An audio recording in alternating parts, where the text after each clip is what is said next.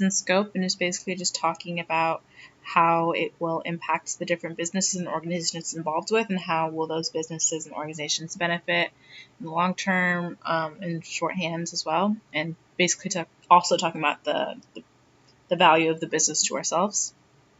Next is basically talking about how we can distinct ourselves from other products or apps that are out there, what makes us different from everything else.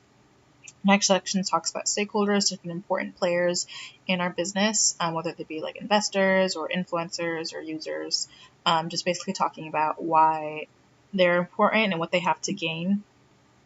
Next is user identification, so talking about all the different users that you can have on your app, whether that be like students, professors, buyers, sellers, admins, and the different functionalities that the app should have for that specific user. Next section goes into depth about that and just giving them kind of a backstory and the user stories and why they need to have their own basically persona.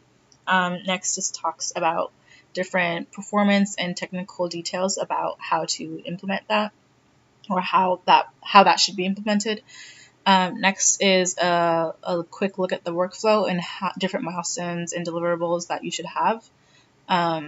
MVP, just talking about the minimum amount of functions that your app needs to have in order for it to complete its goal, and putting a timeline to all of that over there.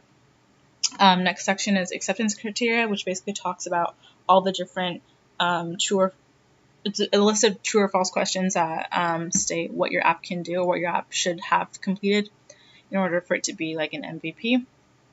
And the last section is a rapid prototype of just like quick quick wireframes of important screens in your app.